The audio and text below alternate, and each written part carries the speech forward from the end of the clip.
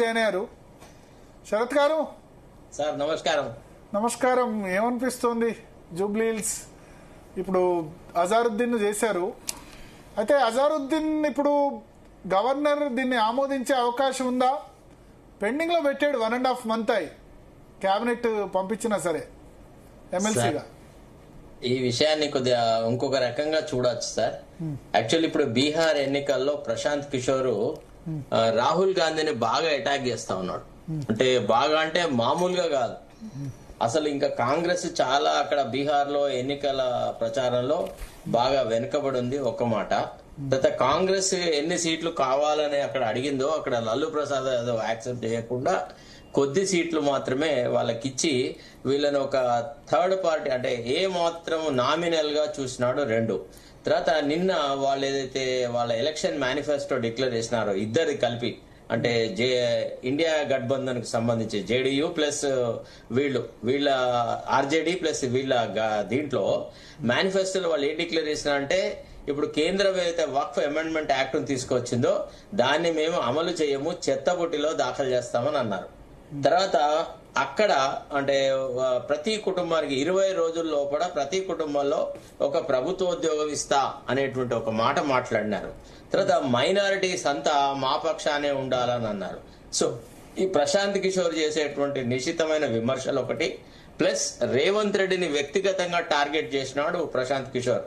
ఇతను వచ్చేసేసి బీహారీల డిఎన్ఏ లోపల స్లేవరీ అనే స్వభావం ఉంది, they are fit for only labourers ఇది మెంటాలిటీ అది అని అతను టోటల్ గా దాన్ని అటాక్ చేసేసి మీరు ఎట్లా మా ముఖ్యమంత్రిని కొనసాగించారు, జుమ్మాకు జుమ్మా నిన్నగాక మొన్న ముఖ్యమంత్రి అయిన వ్యక్తి ఒక రాష్ట్ర ప్రజల గురించి ఇట్లా మాట్లాడితే ఆయనను పట్టుకొని మీరు బీహార్ లో ఎన్నికల ప్రచారం చేస్తారా అని మాట్లాడినాడు. సో ఈ దశలో ఏం చేసినారు, ఒక ఫస్ట్ విజయం ఎక్కడ వచ్చిందంటే తెలంగాణ వాళ్ళకి ఎవరికి స్టార్ క్యాంపెయినర్స్ లిస్ట్ లో లేరు, ఫస్ట్ పాయింట్. రెండోది ఇప్పుడు ఈ వక్ఫ్ యాక్ట్ ను మేము అమలు చెయ్యము అనేటువంటి ఒక కామన్ మినిమం ప్రోగ్రామ్ లో అయితే పెట్టినారో దాన్ని చెప్పాలంటే అసలు మైనారిటీల పట్ల మీకేం సానుభూతి ఉంది, మీ మంత్రివర్గంలో ఒక మైనారిటీ మినిస్టరే లేడు కదా అనేటువంటి మాట రేపు ప్రశాంత్ కిషోర్ అక్కడ ఇచ్చేస్తాడు అనమాట.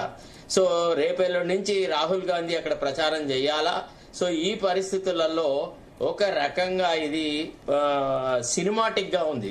అంటే సినిమాలలో ఎట్లయితే చేస్తారో ఈ తెలుగుదేశం సంస్కృతి ఉన్నటువంటి రేవంత్ రెడ్డి సినిమా పక్కీలో ఈ రకమైన నిర్ణయం చేసేసి అనువైన సందర్భంలో కూడా రాహుల్ గాంధీ దగ్గర తనకు కావలసిన వ్యక్తిని అపాయింట్మెంట్ చేయించుకుంటా ఉన్నాడు.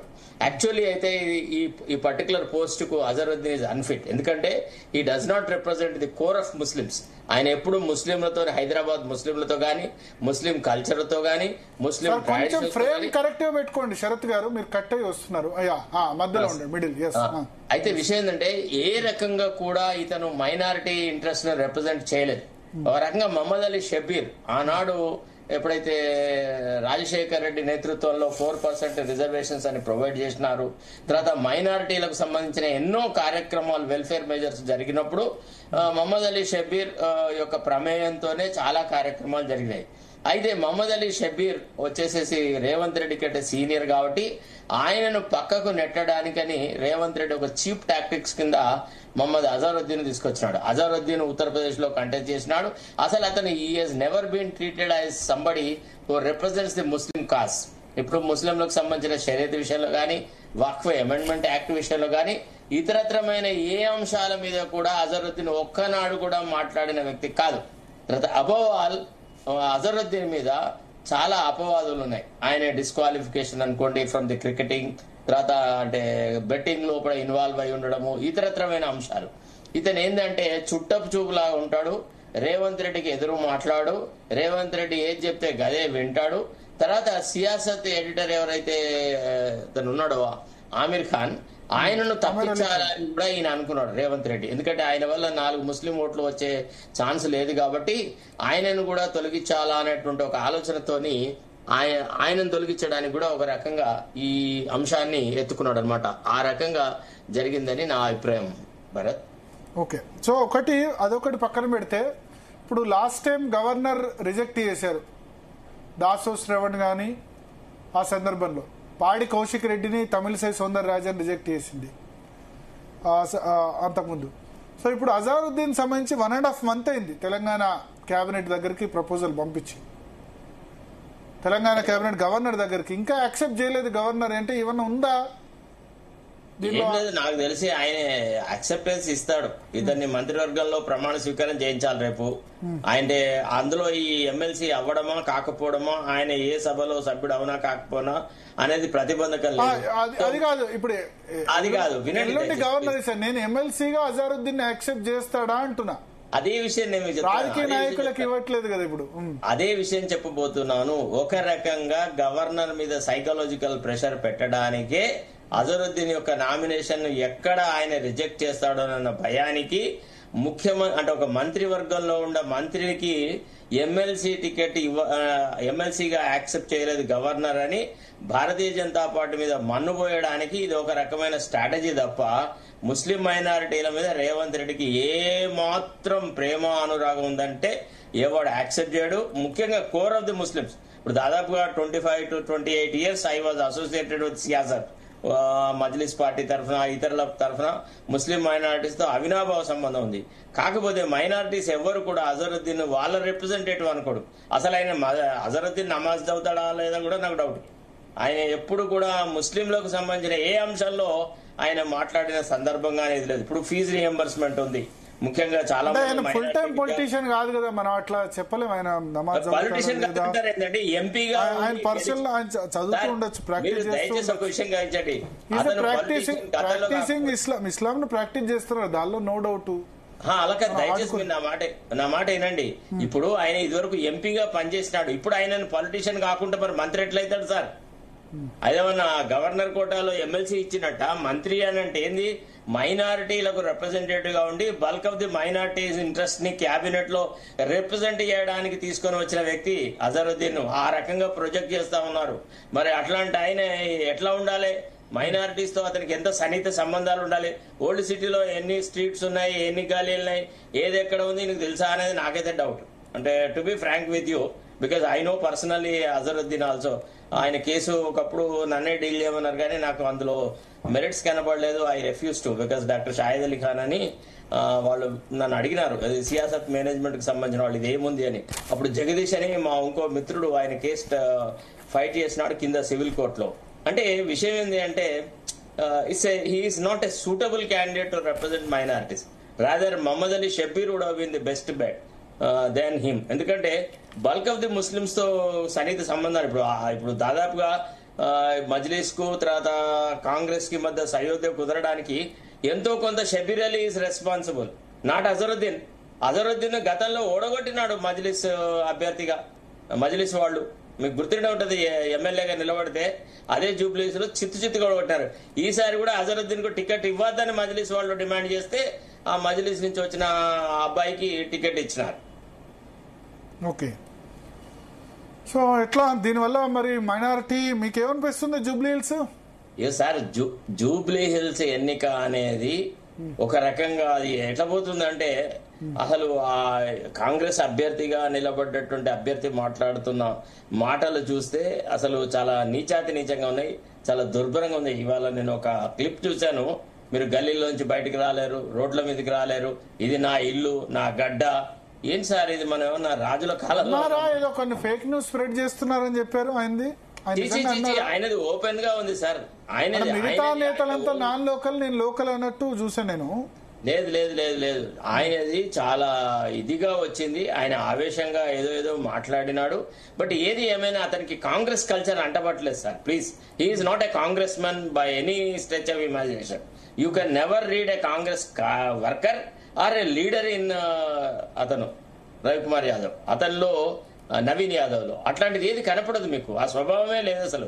ఎట్లా కనపడుతుంది అంటే ఇప్పుడు కాంగ్రెస్ టికెట్లు దే ఆర్ ఫర్ సేల్, అమ్మకానికి పెట్టినారు, డబ్బులు ఎక్కువ ఉన్నాయి, కొనుక్కున్నాడు, అంతకంటే ఎక్కువ ఏం లేదు సార్.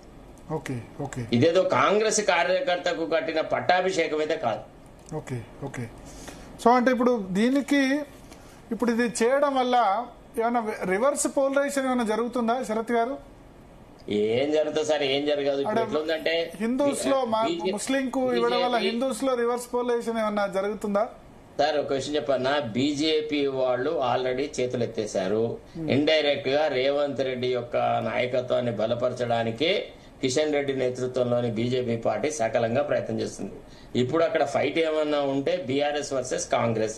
బీఆర్ఎస్ ను ఎట్లయినా బొందబెట్టి బీఆర్ఎస్ ని విచ్చితి చేస్తే తప్ప మాకు రాజకీయ మనుగడ ఉండదు అనేటువంటి ఆలోచనలో బీజేపీ ఉంది. తర్వాత రేవంత్ రెడ్డికి కళలో కూడా, నిద్రలో కూడా కేసీఆర్ కనబడితే లేచి ఉలుక్కుపడి కూర్చుంటాడు రేవంత్ రెడ్డి, పిరికి నాయకత్వం. సో కాబట్టి ఈ పరిస్థితులలో ఏంటి అంటే ఇద్దరు కలిసి బీఆర్ఎస్ ను లిక్విడేట్ చేయాలనే ఒక ఆలోచనలో ఉన్నారు. అది ఎంతవరకు సాధ్యమవుతుంది? కేసీఆర్ బతికుండంగా బీఆర్ఎస్ ను లిక్విడేట్ చేయడం కాంగ్రెస్ వల్ల అవుతుందా? పోనీ అంత పెద్ద ప్రజారంజకమైన పాలన ఏదైనా ఉంటే దాదాపుగా కేసీఆర్ ను ప్రజలు మరుద్రేమో. కానీ అంత దుర్మార్గపు పాలన చేసిన తర్వాత కూడా ఈ రోజు గ్రామాలలో కూడా అక్కడక్కడ కేసీఆర్ పట్ల కొంత సానుభూతి వ్యక్తం అవుతుంది అని అంటే ఇక మనం అర్థం చేసుకోవచ్చు what would be the political future of Congress. Okay okay okay. So ఏమంటారు జూబ్లీ హిల్స్ బై ఎలక్షన్ ఏంది మీ ఇప్పుడు? కాంగ్రెస్ గెలుస్తుందేమో. కొద్దిగా ఎట్లయినా డబ్బులు ఉన్నాయి, అధికార పార్టీ పైసలు పంచుతారు, రకరకాల వ్యవహారాలు చేస్తారు. ముస్లింలకు వేరే గతి లేదు ఓట్లు వేయక. ఒకవేళ ఎందుకు బీఆర్ఎస్ వేరా ముస్లింస్ తటస్థంగా ఉంటే బాగుండేది. ఇప్పుడు ఇతనేది కేటీఆర్ కొద్దిగా ఎట్లా పడితే అట్లా మాట్లాడేస్తున్నాడు. మజ్లిస్ ని తన గుప్పిట్లో ఉంచుకోవాలనే దానికంటే కేసీఆర్ అసూయతోని మజ్లిస్ వాళ్ళు పోయి కాంగ్రెస్ గూట్లో చేరినారు అని కొంత అసదుద్దీన్ ఓవైసీ గురించి కొన్ని అక్కడక్కడ కొన్ని నోటు జారేటువంటి మాటలు మాట్లాడినాడు. ఓవైసీ చేతులు ఉన్నారా? సిటీ ముస్లింస్ ఓవైసీ ఎవరు చెప్తే వాళ్ళకి వేస్తారా? ఓవైసీ నిల్చుంటే వేరు, కానీ ఓవైసీ చెప్పిన వాళ్ళకి వేస్తారా? అట్లా ఉండదు. 70% మంది ముస్లింస్ ఏం చూస్తారంటే గెలిచే గుర్రం వైపు ఓట్లు వేస్తారు సార్. First point. గెలిచిన తర్వాత గెలిచే గుర్రమా బీజేపీని ఓడించే గుర్రమా? బీజేపీని ఎవరు ఓడిస్తే వాళ్ళక? అలా కాదు. గెలిచే గుర్రం వైపు ఆలోచిస్తారు. First point. అంటే బీజేపీకి పెద్ద స్టేక్స్ లేవు. బీజేపీ ఇప్పుడు ఒక సీట్ ఇటు వచ్చినా అటు వచ్చినా బీజేపీ వల్ల ఒరిగేది ఏముండదు. రేపు ఎన్నికైన తర్వాత ఈ ప్రభుత్వం నుంచి మనకేమైనా రాయితీలు వస్తాయా, మనకేమైనా లాభం జరుగుతుందా, మనం వాళ్ళని ఏమైనా వాడుకోవచ్చా అనేటువంటి యాంగిల్లో వాళ్ళ ప్రొజెక్షన్ ఉంటది అనమాట. కాబట్టి వాళ్ళకి ఎట్లా సెట్ అవుతుంది ఇప్పుడు అంటే ఈ హైడ్రా ఉంది, వాళ్ళది కాలేజీ ఒకటి నీళ్లలో ఉన్నది, దాన్ని కూలగొట్టదు, దాని మీద పెద్ద చర్చ జరుగుతుంది. సో దాన్ని కాపాడుకోవాలన్నా ఏదో ఒక రాజీ పడాలి. కాబట్టి ఇక్కడ రాజీ పడతా ఉన్నారు. ఆ ఫాతిమా కాలేజ్ అని ఒకటి ఉంది కదా, అది it is in the waters, it is in the FTL level. So ఇట్లాంటివన్నీ చాలా అవకాశవాద రాజకీయమే తప్ప ఇది మైనారిటీస్ పట్ల సహజంగా ప్రేమతో తీసుకున్న నిర్ణయం కాదు. ఇదంతా face saving for Rahul Gandhi in Bihar elections. That's all. Rahul Gandhi Bihar election అంటే రెండు సైమల్టేనియస్ గానే జరుగుతున్నాయి కదా. ఇప్పుడు 11వ తేదీ ఎలక్షన్. ఇప్పుడు అక్కడ ప్రచారం చేయాలా? ఇప్పుడు అక్కడ ప్రచారం చేస్తే మైనారిటీ ఓట్లు మాకు కావాలా అని రాహుల్ గాంధీ అక్కడ తెలంగాణలో అజారుద్దీన్ కి ఇచ్చామని చెప్పి అక్కడ ప్రచారం చేస్తారా? అంతే కదా. లేకపోతే వాళ్ళు అడగరా బీజేపీకి మీకు ఏం తేడా? బీజేపీ వాళ్ళకు ఒక్క MP సీటు కూడా వాళ్ళు టికెటే ఇవ్వలేదు, మీరు ఒక్క మంత్రిని కూడా పెట్టుకోలేదు, మీ దాంట్లో కూడా మీ అసెంబ్లీలో కూడా మైనారిటీ ఎమ్మెల్యేలు ఎవరున్నారని ప్రశ్నిస్తారు కదా. మీకు బీజేపీకి ఏం తేడా ముస్లింలను వంచడంలో అనే ప్రశ్న వాడు ఆ ప్రశాంత్ కుమార్ అతను బాగా చేస్తా ఉన్నాడు. ప్రశాంత్ కిషోర్ అతను ఒక రకంగా కాంగ్రెస్ ను లిక్విడేట్ చేయాలా అనేది ఒకటి, నితీష్ కుమార్ ను లిక్విడేట్ చేస్తే I will get the political space అనే ఒక యాస్టిట్యూట్ పొలిటికల్ స్ట్రాటజీ అడాప్ట్ చేసినాడు. Okay okay okay. సో మీకైతే ఎడ్జ్ కాంగ్రెస్ వైపు కనిపిస్తుంది ప్రస్తుత దశలో అయితే అట్లే కనబడుతుంది. మరి లాస్ట్ మినిట్ కు చూడాలి ఏం జరుగుతుందో. అజారుద్దీన్ ప్రభావం ఏ మేరకు జూబ్లీస్ లో ఉంటది అనే దాన్ని కూడా మనం చూడాల్సి వస్తుంది. సరే ఏది ఏమైనా ముస్లిం కాబట్టి కొంత సానుభూతి అయితే ఉంటదిలేండి. ఓకే. బీజేపీ పరిస్థితి ఎట్లా ఉంది మీకు ఇక్కడ? బీజేపీ ఎప్పుడు వదిలేట్టింది. BJP has left the game. Deepak రెడ్డిని డిక్లేర్ చేసినప్పుడు ఇవాళ బీసీల ఉద్యమం ఇంత సీరియస్.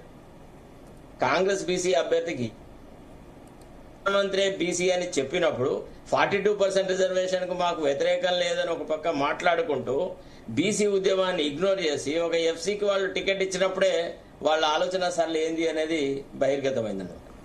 అంటే మరి ఎవరికి ఇచ్చేది టికెట్? బీజేపీ నుంచి బీసీ క్యాండిడేట్ ఎవరు లేరు. ఇక్కడ ఉన్న వాళ్ళంతా పోటీలో ఉన్న వాళ్ళు, మిగతా వాళ్ళు కీర్తి రెడ్డి, ఇక్కడ ఉన్న పోటీలో ఉన్న వాళ్ళు చెప్తా అంటే జూబ్లీ హిల్స్ లో ఉన్నవాళ్ళు కీర్తి రెడ్డి, తర్వాత వీరపనేని పద్మ, NV సుభాష్, అంతా అప్పర్ క్యాస్ట్ క్యాండిడేట్సే. లాస్ట్ కొద్ది రోజులుగా ఉన్నవాళ్ళు బీసీ క్యాండిడేట్ మిగతా చోట్ల ఉన్నారు, బట్ ఇక్కడ ఎవరు పోటీలో లేకుండే. అలా కాదు. ఇప్పుడు ధర్మపురి అరవింద్ ఇంతకు ముందటి మాజీ మేయర్ బొంతు రామ్మోహన్ పేరును ప్రపోజ్ చేశారు, కానీ ఇప్పుడు ఆయన రానన్నాడు కదా. ఆయన అయితే మళ్ళీ వెంటనే ఖండించాడు, నేనైతే రానని. మీకు విషయం చెప్పన్నా, ఈయన చెప్తే టికెట్ వస్తుందో రాదో అన్న నమ్మకంతో కాంగ్రెస్ లో ఉన్న స్థానం పోతుంది. మళ్ళీ కొద్ది రోజుల తర్వాత మున్సిపల్ ఎన్నికలు ఉన్నాయి. ఇదంతా అవకాశవాదం రాజకీయం సార్. ఎవడు ఏ సిద్ధాంతానికి కట్టుబడ్డ నాయకులు కార్యకర్తలు ఏ పార్టీలో లేరు. ఇవన్నీ ఈ కొమ్మ నుంచి ఆ కొమ్మ మీదకి, ఆ కొమ్మ నుంచి ఇంకో కొమ్మ మీదకి వాళ్ళే పక్షులు. పెద్ద బొంతు రామ్మోహన్ కి ఏదో ఐడియాలజికల్ ప్రిన్సిపల్ ఉందని మీరు ఏమనుకోవద్దు. ఆయన జీవితంలో ఊహించ స్థానానికి బీఆర్ఎస్ ఎదిగించింది. ఆయన అవకాశవాదంతో పార్టీని వదిలేట్టినాడు. సో కాబట్టి పెద్ద ఆయన నుంచి don't expect any political morality or political legal principles or ideological principles. Okay okay. So బీజేపీకి సంబంధించి ఎంత పర్సెంటేజ్ ఓటు రావచ్చు? థర్డ్ ప్లేసా సెకండ్ ప్లేస్ రావచ్చా? థర్డ్ ప్లేసే ఉంటది, ఇంకేముంటది నమ్మకం. ఇప్పుడే అసలు యాక్చువల్లీ వాళ్ళకు సయోధ్య లేదు. ఇంకోటి ఏంటంటే వాళ్ళలో ఇంకో స్ట్రాటజీ ఏముందంటే, అసలు ఈ రామచంద్రరావు అనే అతను అన్ఫిట్ ఫర్ స్టేట్ లీడర్షిప్ అని ప్రూవ్ చేయాలి. రామచంద్రరావు ఇన్ఎఫెక్టివ్ యాంజిల్ అని చేయాలా. ఇప్పుడు అక్కడ ఎట్లుందంటే అక్కడ కూడా ఈ వర్గపోరు చాలా ఉందండి బీజేపీలో కూడా. ఇప్పుడు ఎట్లయితే కాంగ్రెస్ రెడ్ల నేతృత్వంలో ఉందో, బీజేపీ కూడా దాదాపుగా రెడ్ల నేతృత్వంలోనే ఉంది. అక్కడ సిటిజన్సే పెద్ద ఏమి తప్పే ఉంది. రెడ్ల నేతృత్వం అన్ని పార్టీల్లో రెడ్లు ఉన్నప్పుడు బీజేపీలో కూడా ఉంటారు. అన్ని పార్టీల్లో ఉండడం వేరు. రేవంత్ రెడ్డితో సన్నిహిత సంబంధాలు వైఎస్ఆర్ కాంగ్రెస్ రెడ్డిలో ఉండడం వల్ల బీజేపీ యొక్క మారింది. అన్ని పార్టీలలో ఉన్న రెడ్లు ఉంటే అది వేరు. ఇప్పుడు ఫర్ ఎగ్జాంపుల్ బద్దం బాలరెడ్డి, తర్వాత కిషన్ రెడ్డి, తర్వాత ఇంకొకతను వాళ్ళు రెడ్లే అయినా సరే వాళ్ళు ఎప్పుడు కాంగ్రెస్ తో ఇంత సన్నిహితమైన ఇంద్రసేనారెడ్డి. సో మీ ఉద్దేశంలో ఏంది? జూబ్లీ హిల్స్ ఎన్నిక రిఫరెండం అనుకోవచ్చా? రాష్ట్ర ప్రభుత్వ పనితీరుకు రిఫరెండం అనుకోవచ్చా? ఏమున్నది రాష్ట్ర ప్రభుత్వం ఇప్పుడు దిక్కులేని వ్యవహారం ఇది. తెలుసా, మాది కాదు కదా ఇటు బీఆర్ఎస్ వాళ్ళది, ఓడిపోయినాం అంటారు. గెలిస్తేనేమో మేము బీఆర్ఎస్ నుంచి గుంజుకున్నాం అంటారు. అంతకంటే ఎక్కువ ఏం లేదు. అంతే తప్ప వీళ్ళ ఒక్క బై ఎలక్షన్ ఎప్పుడు రెఫరెండం అని అనడానికి వీల్లేదు. అదే ముఖ్యమంత్రి డిక్లేర్ చేయలేదు. ముఖ్యమంత్రికి అంత నమ్మకం లేదు, అంత సెల్ఫ్ కాన్ఫిడెన్స్ లేదు. ఇది మా ప్రభుత్వ పనితీరు మీద రెఫరెండం అని. ఇంకా కూడా ముఖ్యమంత్రి ఎన్నికల్లో చాలా ఘోరంగా దెబ్బతిన్నాడు. రెఫరెండం అని చెప్పి పార్టీ హైకమాండ్ కూడా అడిగింది, what sort of referendum are you talking about, ఏం జరిగింది, మీరు ఏం సాధించినారని వాళ్ళు కమిటీ ఇచ్చినారు, రకరకాలు మాట్లాడినారు. Okay okay okay. సో అంటే ఇప్పుడు గెలిస్తే డెఫినెట్ గా రేవంత్ రెడ్డి మరింత స్ట్రాంగ్ అవుతారు కదా, ఓడిపోతే సరే వీక్ అవుతారు. సార్ మీకు విషయపన్నా, రేవంత్ రెడ్డి ఎంతకాలం స్ట్రాంగ్ ఉంటాడంటే కాంగ్రెస్ హైకమాండ్ కు డబ్బులు సమకూరుస్తున్నంత కాలము. ఇవాళ కాంగ్రెస్ పార్టీ అనేది తెలంగాణ కాంగ్రెస్ కు డబ్బులు సమకూర్చేది పాపం రేవంత్ రెడ్డి ఒక్కడే కాదు కదా, రాజశేఖర రెడ్డి సమయం నుంచి ఏటీఎంఏ సార్. అప్పుడు జాతీయ పార్టీలకు పైసలు మరి ఎవరు పంపించాలి సార్? అట్లా కాదు. అప్పుడేమో వాళ్ళ అధికారంలో ఉన్నవే 3 రాష్ట్రాలు, కర్ణాటక, హిమాచల్ ప్రదేశ్, తెలంగాణ. భరత్ ఒక్కసారి ఆలోచించారు. ఇప్పుడు రీజనల్ పార్టీ అనుకోండి, బీఆర్ఎస్ అయితే వాళ్ళు అక్కడ ఏంది తృణమూల్ కాంగ్రెస్ కు, కుమారస్వామికి, అఖిలేష్ యాదవ్ కు వాళ్ళకు పైసలు పంపించారు భారత రాష్ట్రవేత్తలు పెట్టి. ఓకే. తర్వాత ఇక్కడ హుజురాబాద్ లో, మునుగోడులో, నాగార్జున సాగర్ లో పైసలు పంచారు కదా. ఇదేమో ఈ పైసలేమో బీఆర్ ప్రజలకు పోతాయి, లేకపోతే ఇంతకుముందు జరిగిన వేరే చోట పోతాయి పైసలు, అంతే కదా. భరత్ అసలు విషయం ఏంటంటే రాజశేఖర రెడ్డి టైంలో 10 మంది సమకూర్చేవాడు. ఇవాళ ఇతను ఒక్కడే ఒంటెత్తు. అప్పుడు కాంగ్రెస్ భవన్ 10 రాష్ట్రాల్లో ఉండే అధికారం, అస్సాము, మహారాష్ట్ర. అయినా సరే రాజశేఖర రెడ్డి పెద్ద ఫండ్ రైజర్, కర్ణాటక, ఇన్ని రాష్ట్రాల్లో ఉండే. ఇప్పుడు ఆ 10 రాష్ట్రాల్లో 3 రాష్ట్రాలు వచ్చింది. ఏం చేస్తారు మరి పాపం? హిమాచల్ ప్రదేశ్, ఛత్తీస్గఢ్ అన్ని పోయినప్పుడు అప్పుడు దిగ్విజయ్ సింగ్ మధ్యప్రదేశ్ ఉండే, చాలా రాష్ట్రాలు ఉండే కదా, మధ్యప్రదేశ్, కర్ణాటక, మహారాష్ట్ర, రాజస్థాన్. మరి అన్ని రాష్ట్రాలు పోయినాయి. ఇప్పుడు మిగిలింది హిమాచల్ ప్రదేశ్. అది మనకంటే ఏమంటారు, దాని మొత్తం హామీలు ఇచ్చేసి అక్కడ జీతాలు కూడా టైం కు పడని పరిస్థితి. హిమాచల్ ప్రదేశ్ లో జీతాలు కట్ చేస్తున్నారు. పరిస్థితి కూడా అంతే. కర్ణాటక మనకంటే నయం కొంచెం జీతాలు, ఇట్లా బిల్లులు శాంక్షన్ లేట్ లేదు. అలా కాదు. విషయం ఏంటంటే కర్ణాటకలో సిద్ధరామయ్యను డిమాండ్ చేసి డబ్బులు తీసుకునే అంత స్థాయి కాంగ్రెస్ అధిష్టాన వర్గంలో ఏ నాయకుడికి లేదు. ఈవెన్ మల్లికార్జున ఖర్గేతో పాటుగా సమంగా ఉండగలిగిన వ్యక్తి సిద్ధరామయ్య. ఎందుకంటే మల్లికార్జున ఖర్గే కంటే ఎక్కువ రాజకీయ అనుభవం, రాజకీయ పదవులు అనుభవించిన వ్యక్తి. అన్ని రకాలుగా అతను దానికి తోడు అతను బీసీ. అందుకోసం చెప్పి వాళ్ళ కమ్యూనిటీ వాళ్ళు చాలా పవర్ఫుల్ కాబట్టి వాళ్ళని డబ్బులు అడిగి అది ఇది చేసే పరిస్థితి లేదు ఇవాళ. అసలు యాక్చువల్లీ డీకే శివకుమార్ చాలాసార్లు చెప్తున్నాడు, I will provide lot of money to Congress high command చెప్తున్నా ఆయనను నమ్మట్లేదు. ఎందుకంటే సిద్ధరామయ్యను తొలగించిన మరుక్షణము కాంగ్రెస్ అనేది కర్ణాటకలో లేకుండా పోతుంది. ఇది పరిస్థితి అన్నమాట. Okay okay okay. So Revanth Reddy యొక్క స్ట్రెంగ్త్ ఏంటంటే the providing money to the party high command. That's all. Okay okay okay okay.